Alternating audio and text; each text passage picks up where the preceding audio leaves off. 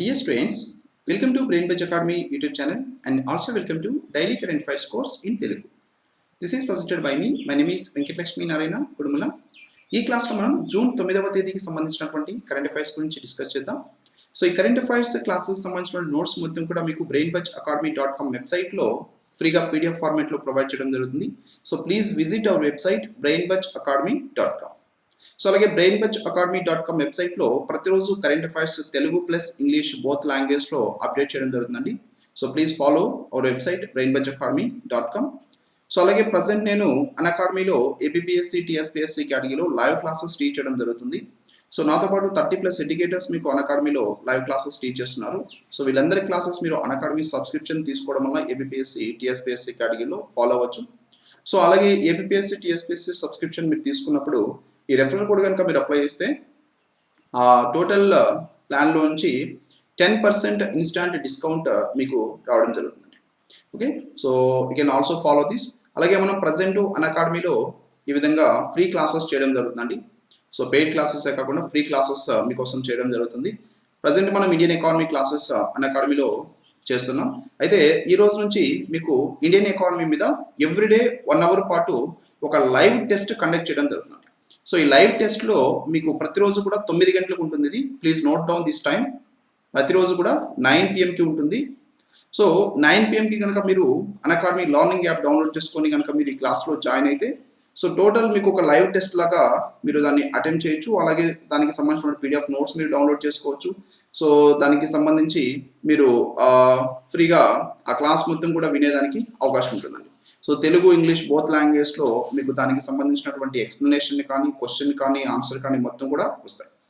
So this is very very useful. So recent అప్డేట్స్తో మీకు Indian economy మొత్తం కూడా తీసుకుని ఇండియన్ ఎకానమీ మీద ఈ విధంగా లైవ్ టెస్ట్ కండక్ట్ చేయడం జరుగుతుందండి.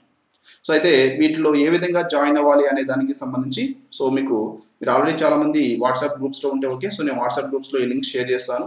సో లేదంటే మనకి బ్రెయిన్ బడ్జ్ అకాడమీలోనే కమ్యూనిటీ ట్యాబ్లో ఈ జాయినింగ్ లింక్ని నేను ప్రతిరోజు కూడా షేర్ చేస్తాను. You can join at 9 PM. Okay, 9 గంటలకి ప్రతిరోజు కూడా ఈ క్లాస్ ఉంటుందండి. ఎస్ అండి, షూర్ అండి, మిస్ అవ్వకుండా చేద్దాం. ఈరోజు యాక్చువల్లీ పవర్ లేదండి. సో పవర్ కట్ వల్ల మనం ఈ టైం తీసుకోవాల్సి వచ్చింది. So will complete. సో మనకి ఈరోజు ఇది వచ్చేసి 9th అండి. సో అండ్ 10th క్లాస్ ఉంది, ఎస్టర్డేస్ క్లాసు అండ్ ఈరోజు క్లాస్ ఉంది. సో ఈ 2 క్లాసెస్ కూడా ఈరోజే మనం కంప్లీట్ చేద్దాం definitely. Right, very good afternoon all of you. So ఈరోజు కరెంట్ అఫైర్స్లో మొదటిగా ఇంపార్టెంట్ డేస్కి సంబంధించినటువంటి కరెంట్ అఫైర్స్ చూసినట్టయితే మనం ప్రతి సంవత్సరం కూడా జూన్ 7వ తేదీన ప్రపంచ ఆహార భద్రతా దినోత్సవాన్ని జరుపుకున్నాం. ప్రపంచ ఆహార భద్రతా దినోత్సవం. సో ప్రతి ఒక్కరికి కూడా ఫుడ్ అందే విధంగా చేయాలి. ఎవరు కూడా ఆకలితో అలమటించి ఆకలితో మరణించకుండా చేయాలి. సో ఈ విధంగా ప్రతి ఒక్కరు కూడా ఇండివిజువల్ పర్సన్ కానీ అలాగే నాన్ గవర్నమెంటల్ ఆర్గనైజేషన్స్ కానీ గవర్నమెంట్స్ కానీ సో ఇవన్నీ కూడా ప్రతి ఒక్కరికి కూడా సరైనటువంటి ఫుడ్ అందించాలి. సో ఈ ఫుడ్ అందించడంలో కూడా పోషకాలు కలిగి ఉన్నటువంటి ఫుడ్, సో అలాగే కలుషితం కానటువంటి ఫుడ్, వీటిని మనం అందించాలి అనేటువంటి ఉద్దేశంతో ఈ విధంగా ప్రపంచ ఆరోగ్య సంస్థ వరల్డ్ ఫుడ్ సేఫ్టీ డేని ప్రతి సంవత్సరం కూడా జరుపుకోవాలని చెప్పేసి ఈ ప్రపోజల్ తీసుకురావడం జరిగింది. సో ఈ ప్రపోజల్ తీసుకొచ్చిన తర్వాత దీన్ని ఐక్యరాజ్య సమితి సాధారణ సభ ఆమోదించింది. సో ఐక్యరాజ్య సమితి ఆమోదించి ఈ విధంగా ప్రతి సంవత్సరం కూడా మనం ప్రపంచవ్యాప్తంగా ప్రతి దేశంలో కూడా జూన్ 7వ తేదీన ప్రపంచ ఆహార భద్రతా దినోత్సవాన్ని జరుపుకొని సో ఈ ఆహార భద్రతా దినోత్సవం సందర్భంగా ఫుడ్ని మనం ఏ విధంగా కలుషితం కాకుండా చూసుకోవాలి, ప్రతి ఒక్కరికి ఏ విధంగా కలుషితం లేనటువంటి ఫుడ్ మనం అందించాలి, సో ఎవరు కూడా ఆకలితో లేకుండా ప్రతి ఒక్కరికి ఏ విధంగా ఫుడ్ అందించాలి, సో వీటి గురించి ఈ ఫుడ్ని వేస్టేజ్ చేయకూడదు మెయిన్గా. సో ఫుడ్ని వేస్ట్ చేయకుండా ఏ విధంగా మనం దాన్ని ఉంచాలి, వీటన్నిటి గురించి కూడా అవగాహన కల్పించడం.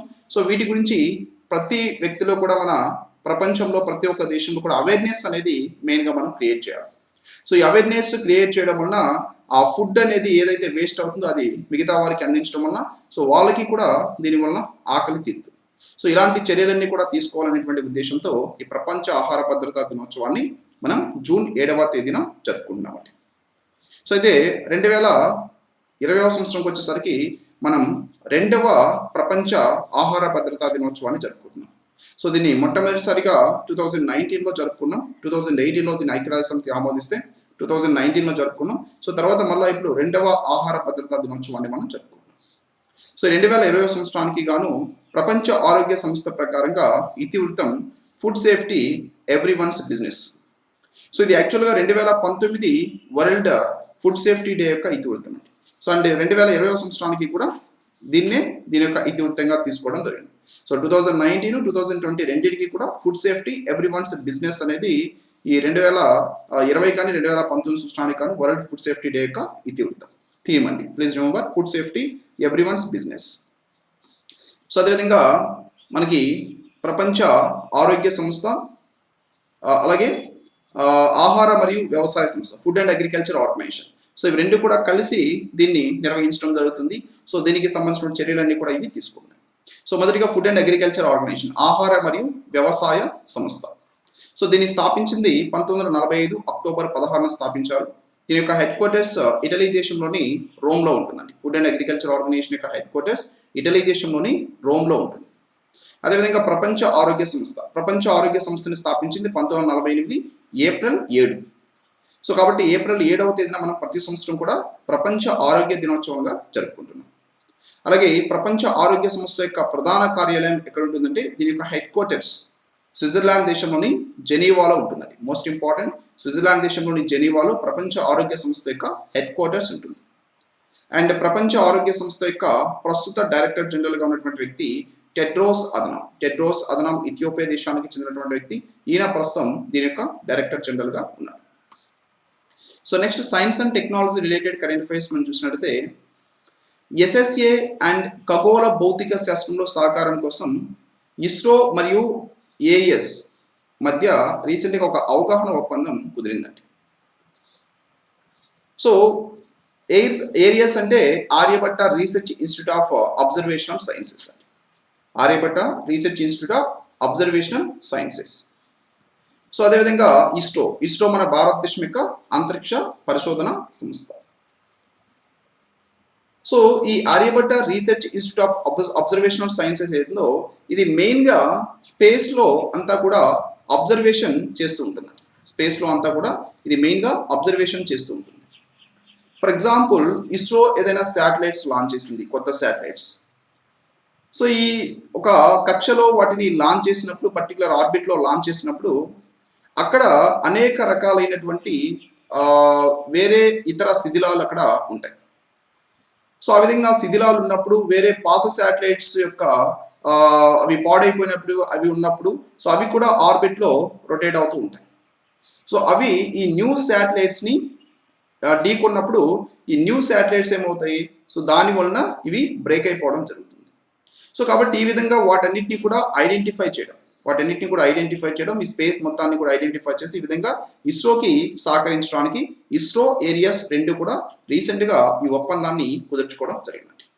సో అంతరిక్ష పరిస్థితుల అవగాహన గురించి అలాగే ఖగోళ భౌతిక శాస్త్ర రంగంలో ఈ రెండిట్లో కూడా సహకారం భారతీయ అంతరిక్ష పరిశోధన సంస్థకి అందించడం కోసంగా Aryabhatta research institute of observation సైన్సెస్తో ఇటీవల ఈ ఇస్రో ఒక ఒప్పందం కుదుర్చుకోవడం జరిగింది. Okay, so please remember this is very very important. So అలాగే ISRO Indian space research organisation, తెలుగులో భారత అంతరిక్ష పరిశోధన సంస్థ అంటాం. దీన్ని స్థాపించింది కైలాసవాడివో శివన్ అండి. కైలాసవాడివో శివన్ దీని యొక్క ప్రస్తుత డైరెక్టర్ జనరల్ కైలాసవాడివో శివన్, తమిళనాడు రాష్ట్రానికి చెందినటువంటి వ్యక్తి. సో దీని యొక్క హెడ్ క్వార్టర్స్ కర్ణాటక రాష్ట్రంలోని బెంగళూరులో ఉంటుంది. దీన్ని స్థాపించింది 1969వ సంవత్సరం. సో మన భారత అంతరిక్ష పరిశోధన సంస్థ అంటే మన భారతదేశం యొక్క మొట్టమొదటి శాటిలైట్ ఆర్యభట్ట శాటిలైట్ అండి. ఆర్యభట్ట శాటిలైట్ మన భారతదేశం యొక్క మొట్టమొదటి ఉపగ్రహం. సో అలాగే ఏరియస్ అంటే మనకి Aryabhatta research institute of observational sciences. Aryabhatta research institute of observational sciences. So దీన్ని స్థాపించింది 1954 ఏప్రిల్ 20న స్థాపించడం జరిగింది. దీని యొక్క హెడ్ క్వార్టర్స్ ఉత్తరాఖండ్ రాష్ట్రంలోని నైనిటాల్లో ఉంటుందండి. ఉత్తరాఖండ్ రాష్ట్రంలోని నైనిటాల్లో ఈ విధంగా Aryabhatta institute of research sciences ఏదైతే ఉందో అబ్జర్వేషనల్ సైన్సెస్ దీని యొక్క హెడ్ క్వార్టర్స్ ఉంటుంది. So this is most important. So next economy related current affairs కనుక మనం చూసినట్లయితే భారతదేశం యొక్క వృద్ధి రేటు -3.2%గా నమోదవుతుందని చెప్పేసి ప్రపంచ బ్యాంకు ఇటీవల తెలియజేయడం జరిగింది. భారతదేశం యొక్క వృద్ధి రేటు -3.2%. సో ఎందుకంటే ప్రస్తుతం ఈ COVID-19 కారణంగా మన భారతదేశంలో లాక్డౌన్ అమలు చేయడం జరిగింది. సో ఈ లాక్డౌన్ కారణంగా మన భారతదేశంలో ఉత్పత్తి జరగలేదు, మన భారతదేశంలో పరిశ్రమలు ఎక్కువగా రన్ అవ్వలేదు, ట్రాన్స్పోర్ట్ సిస్టమ్ రన్ అవ్వలేదు. సో ఇలాంటి వాటి కారణంగా మన భారతదేశం యొక్క ఆర్థిక వ్యవస్థ యొక్క వృద్ధి రేటు అంచనాలను ఇప్పుడు ప్రపంచ బ్యాంకు తగ్గించింది. సో మన భారతదేశం యొక్క ఆర్థిక వ్యవస్థ ఈ విధంగా -3.2% తగ్గుతుందని చెప్పేసి ఇది అంచనా వేసింది. సో అయితే ప్రపంచం యొక్క ఆర్థిక వ్యవస్థ కూడా ఇదే విధంగా ఉంది. ప్రపంచ ఆర్థిక వ్యవస్థని మనం తీసుకుంటే ప్రపంచ బ్యాంకు అంచనా ప్రకారంగా -5.2% వరకు ప్రపంచ ఆర్థిక వ్యవస్థ క్షీణిస్తుందని చెప్పేసి ఇది చెప్పిందండి. సో అభివృద్ధి చెందినటువంటి దేశాల్లో అయితే ఫర్ ఎగ్జాంపుల్ అమెరికా కానీ బ్రిటన్ కానీ ఇలాంటి అభివృద్ధి చెందినటువంటి దేశాల్లో అయితే వృద్ధి రేటు -7%గా నమోదవచ్చు అని కూడా ఈ ప్రపంచ బ్యాంకు అంచనా వేసి చెప్పింది. సో ఎందుకంటే ఆ దేశాల్లో గిరాకీ కానీ, సరఫరా కానీ, వాణిజ్యం కానీ, రుణ వ్యవస్థలు కానీ ఇవన్నీ కూడా దెబ్బతిన్నాయి. ఇందుకు కారణం ఏంటి? మెయిన్గా దీనికి సంబంధించి COVID-19 మహమ్మారి. సో అయితే ఇంతకుముందు మనకి ఈ విధమైనటువంటి పరిస్థితి రెండవ ప్రపంచ యుద్ధం టైంలో వచ్చింది. రెండవ ప్రపంచ యుద్ధం తర్వాత అటువంటి అధ్వాన స్థితిని మళ్ళా ఇప్పుడు ఈ 2020 సంవత్సరంలో COVID-19 కారణంగా మనం చూస్తున్నామని చెప్పేసి ప్రపంచ బ్యాంకు పేర్కొనడం జరిగింది. సో అదేవిధంగా తలసరి ఆదాయంకి వస్తే పర్ క్యాపిటా ఇన్కమ్, ఈ పర్ క్యాపిటా ఇన్కమ్ కూడా 3.6% మేర తగ్గొచ్చు అని చెప్పేసి ప్రపంచ బ్యాంకు అంచనా వేసింది. సో పర్ క్యాపిటా ఇన్కమ్ తగ్గడం అనేది చాలా డేంజర్. పర్ క్యాపిటా ఇన్కమ్ తగ్గితే ఆ దేశంలో ప్రజల యొక్క తలసరి ఆదాయం తగ్గినప్పుడు ఏమవుతుంది? ఆ దేశంలో లక్షలాది మంది అత్యంత పేదరికంలోకి వెళ్ళిపోతారు. సో కాబట్టి ఈ విధంగా పర్ క్యాపిటా ఇన్కమ్ 3.6% తగ్గొచ్చు అని చెప్పేసి ప్రపంచ బ్యాంకు ఈ విధంగా అంచనా వేసి చెప్పింది. సో కరోనా వైరస్ ప్రభావం అధికంగా ఉన్నటువంటి దేశాల్లో ఆర్థిక కష్టాలు ఇంకా ఎక్కువగా ఉంటాయని కూడా ఇది అంచనా వేసింది. అంతర్జాతీయ వాణిజ్యం కానీ, కమోడిటీల ఎగుమతి కానీ, అదేవిధంగా విదేశీ రుణాలు కానీ, సో వీటి మీద ఆధారపడినటువంటి వ్యవస్థలు కూడా చాలా ఇబ్బందులు పడతాయి. సో చాలా దుర్భరమైనటువంటి పరిస్థితిని అవి ఎదుర్కొంటాయని చెప్పేసి ప్రపంచ బ్యాంకు అంచనా వేసి చెప్పింది. అండ్ మోస్ట్ ఇంపార్టెంట్లీ లాక్డౌన్, ఈ COVID-19 మహమ్మారి కారణంగా మన ప్రపంచవ్యాప్తంగా కూడా విద్య మీద ఇది ఎక్కువ ప్రభావం చూపిస్తుంది, వైద్యం మీద ఎక్కువ ప్రభావం చూపిస్తుంది. వీటన్నిటి మీద కూడా ప్రతికూల ప్రభావాన్ని ఇది చూపిస్తుంది. అలాగే మానవ వనరుల అభివృద్ధిని కూడా ఇవి దెబ్బతీస్తున్నాయని చెప్పేసి ఈ విధంగా ప్రపంచ బ్యాంకు పేర్కొంది. సో అయితే ఇవన్నీ కూడా దాటుకొని మనం ఈ COVID-19 మహమ్మారిని దాటి ప్రపంచవ్యాప్తంగా కూడా మరలా ప్రపంచ ఆర్థిక వ్యవస్థని పునరుత్తేజం తీసుకురావాలంటే తప్పనిసరిగా అన్ని దేశాలు కూడా కలిసికట్టుగా పనిచేయాలని చెప్పేసి ఈ ప్రపంచ బ్యాంకు రీసెంట్గా చెప్పడం జరిగింది. సో మన ప్రపంచవ్యాప్తంగా ఇప్పటి వరకు 1870వ సంవత్సరంలో ప్రపంచ మాంద్యం ఏర్పడింది. సో తర్వాత 1876వ సంవత్సరంలో, 1885, 1893, 1908, 1914, 1917, 1921, 1930, 32, 38, 45, 46, 1975, 82, 1991, 2009, తర్వాత ఇప్పుడు 2020. సో ఈ సంవత్సరాలన్నీ కూడా మన ప్రపంచవ్యాప్తంగా మాంద్యం ఏర్పడినటువంటి సంవత్సరాలండి. సో వీటిలన్నిటిలో కంటే కూడా ఇంకా మనకి 2020 ఇక్కడ COVID-19 మహమ్మారి కారణంగా ఇంకా ఎక్కువ మాంద్యం ఏర్పడేదానికి అవకాశం ఉంది. సో ఇంకా దీని యొక్క ప్రభావం ఎక్కువగా ఉండేదానికి మనకి అవకాశం ఉంది కాబట్టి so we can expect more. So ఈ విధంగా ఇవి మాంద్యం ఏర్పడినటువంటి సంవత్సరాలు. సో ప్రపంచ బ్యాంక్ని ఇంతకుముందు international bank for reconstruction and development అనేవాళ్ళం. సో దీని యొక్క headquarters united states of అమెరికాలోని వాషింగ్టన్ డీసీలో ఉంటుంది.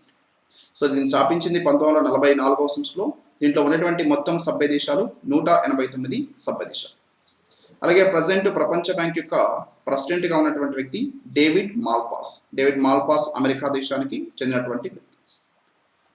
ప్రపంచ బ్యాంకు గ్లోబల్ ఎకనామిక్ ప్రాస్పెక్ట్స్ అనేటువంటి రిపోర్ట్ని విడుదల చేస్తుంది, ప్రపంచ అభివృద్ధి నివేదికను విడుదల చేస్తుంది, అలాగే సులభతర వాణిజ్య నివేదికని కూడా ప్రపంచ బ్యాంకు విడుదల చేస్తుంది.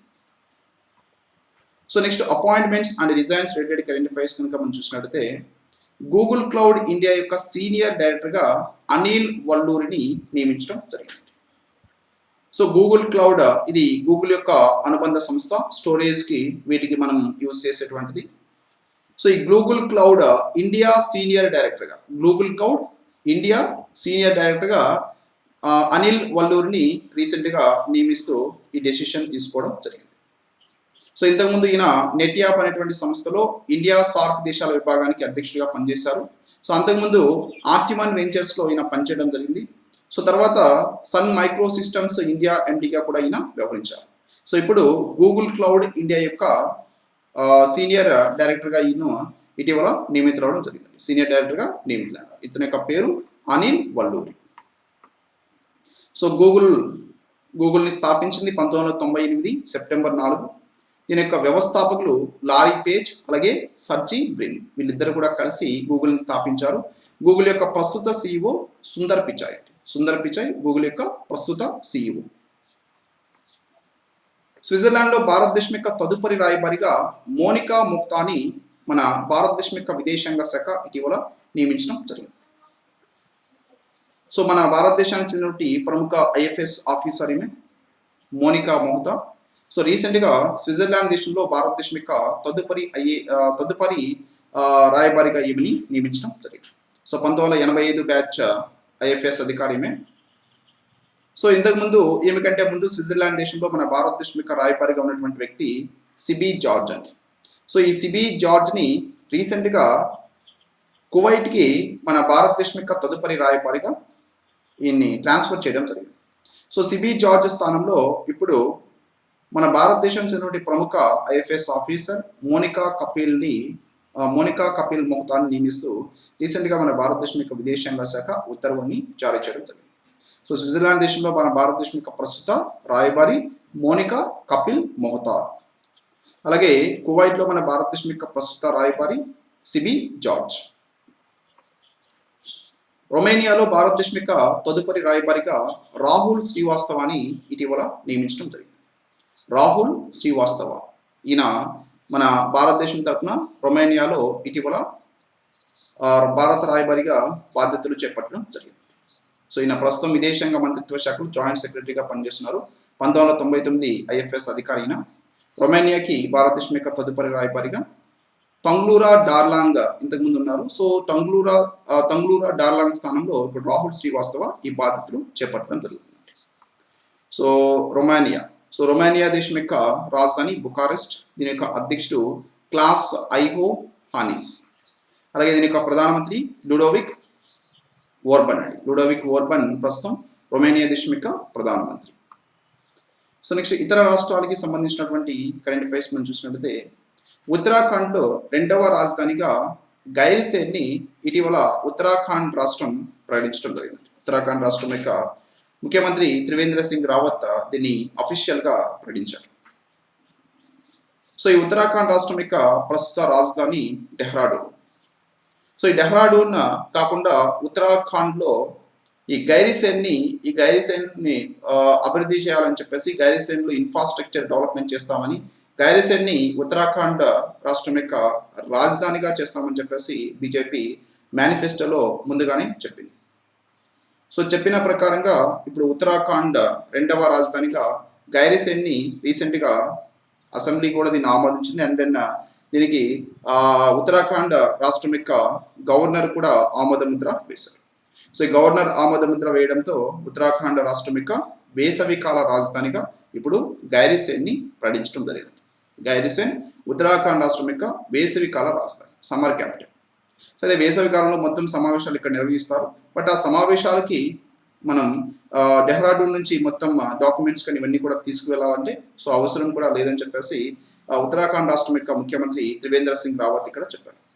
సో దీనికోసంగా ఈ ఉత్తరాఖండ్ రాష్ట్రంలో మొత్తం కూడా శాసనసభ సమావేశాలకి సంబంధించినటువంటి ఏవైతే ఇవన్నీ కూడా డిజిటలైజ్ చేసి ఈ విధంగా వితౌట్ డాక్యుమెంట్స్ అక్కడికి తీసుకెళ్లకుండా మొత్తం డిజిటల్గానే వీటిని నిర్వహించే విధంగా వీళ్ళు దానికి సంబంధించిన చర్యలు కూడా తీసుకోవడం జరుగుతుంది.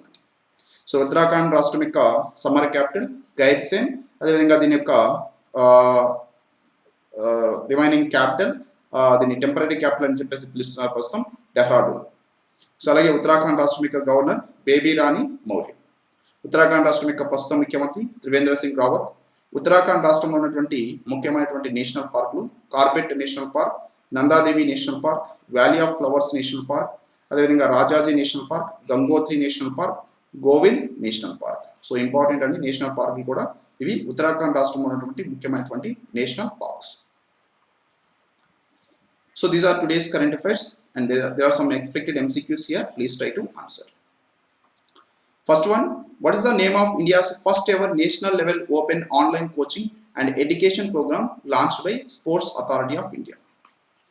So భారతదేశం యొక్క స్పోర్ట్స్ అథారిటీ ఇటీవల లాంచ్ చేసినటువంటి భారతదేశం యొక్క మొట్టమొదటి జాతీయ స్థాయి ఓపెన్ ఆన్లైన్ కోచింగ్ అలాగే ఎడ్యుకేషన్ ప్రోగ్రామ్ ఈ కింది వాటిలో ఏమిటి?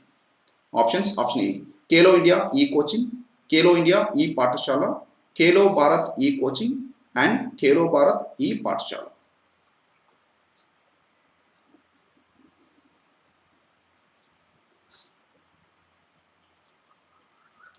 Excellent. So here absolutely option P is the right answer. So Sports Authority of India మన భారతదేశంలో ఈ national sports body, apex national sports బాడీగా దీన్ని మనం చెప్పుకోవచ్చు భారతదేశంలో.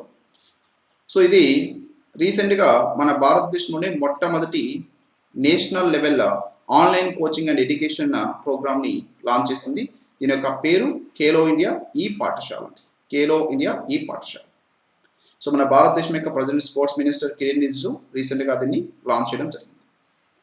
International sex workers day is observed on which among the following day? June 2nd, June 1st, June 4th and June 3rd. International Sex Workers Day. Yes. So here absolutely option A is the right answer. So ప్రతి సంవత్సరం కూడా June 2వ తేదీన అంతర్జాతీయంగా international sex workers డేని జరుపుకుంటారు.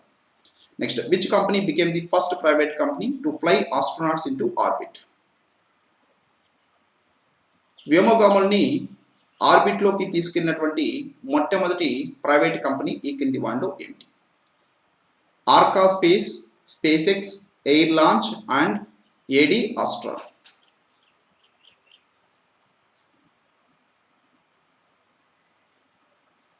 Yes. So here absolutely option B is the right answer. SpaceX. SpaceX అనేటువంటి company, ఇది అమెరికా దేశానికి చెందినటువంటి కంపెనీ. సో ఇది డ్రాగన్ అనేటువంటి స్పేస్ క్రాఫ్ట్ ద్వారా ఇద్దరు వ్యోమగాముల్ని అంతరిక్షంలోకి తీసుకువెళ్ళడం జరిగింది, ఆర్బిట్లోకి తీసుకెళ్ళింది. అక్కడ మెయిన్గా ఇంటర్నేషనల్ స్టేషన్ ఏదైతే ఉందో స్పేస్ స్టేషన్, ఈ స్పేస్ స్టేషన్కి వీళ్ళు చేరుకోవడం జరిగింది. సో ఈ విధంగా మొట్టమొదటిసారి ఇంటర్నేషనల్ స్పేస్ స్టేషన్కి, అంటే ఈ స్పేస్లోకి వ్యోమగాముల్ని పంపించినటువంటి మొట్టమొదటి ప్రైవేట్ కంపెనీగా ఈ స్పేస్ ఎక్స్ గుర్తింపు పొందడం జరిగింది. So B is absolutely right answer. America దేశానికి చెందినటువంటి company.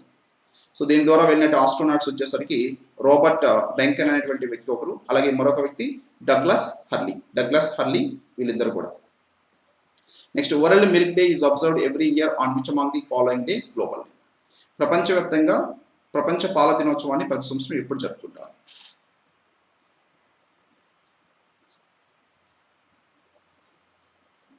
Yes. So here absolutely option B is the right answer. ప్రతి సంవత్సరం కూడా జూన్ 1వ తేదీన ప్రపంచ పాల దినోత్సవాన్ని జరుపుకుంటారు. Rating agency Moody's expects India's GDP to contract by how much percent in fiscal 2021 due to the COVID-19 pandemic? COVID-19 మహమ్మారి కారణంగా భారతదేశం యొక్క వృద్ధి రేటు 2020-21 ఆర్థిక సంవత్సరంలో ఎంత శాతంగా నమోదవుతుంది మూడీస్ ఏజెన్సీ ప్రకారం? Yes. So here absolutely option B is the right answer. So contract అవుతుంది అన్నారు, అంటే -4%కి మన భారతదేశం యొక్క వృద్ధి రేటు తగ్గుతుందని చెప్పేసి ఈ విధంగా మూడీస్ ఇటీవల తన యొక్క రిపోర్ట్లో చెప్పింది. Who is the head of the committee to solve the difficulties faced in the implementation of ₹3 lakh crore collateral free loan for MSME announced by finance minister Nirmala Sitharaman. So Nirmala Sitharaman ఇటీవల ప్రకటించినటువంటి 3 లక్షల కోట్ల ఎంఎస్ఎంఈ లోన్లో ఉండేటువంటి డిఫికల్టీస్ని సాల్వ్ చేయడం కోసంగా ఒక కమిటీని ఏర్పాటు చేశారు. అయితే ఆ కమిటీ యొక్క హెడ్ ఎవరు అంటున్నారు?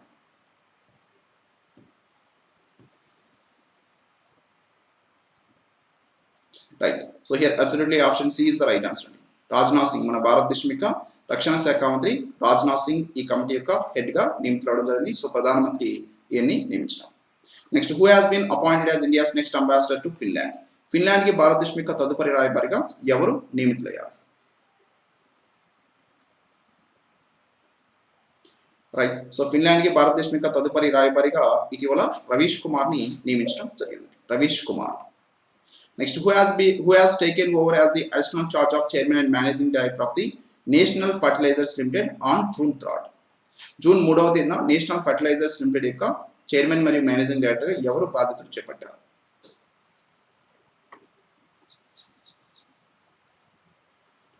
Yes. So here absolutely option B is the right answer. Virendranath Datta director గా బాధ్యతలు చేపట్టడం జరిగింది.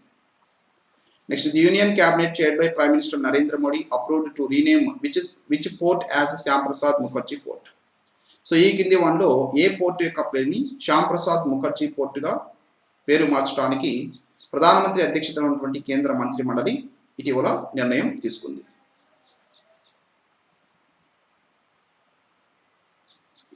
So here absolutely option B is the right answer. Kolkata port.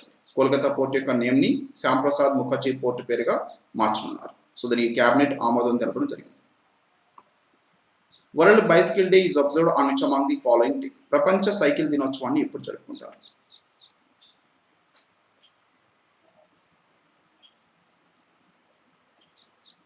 Yes.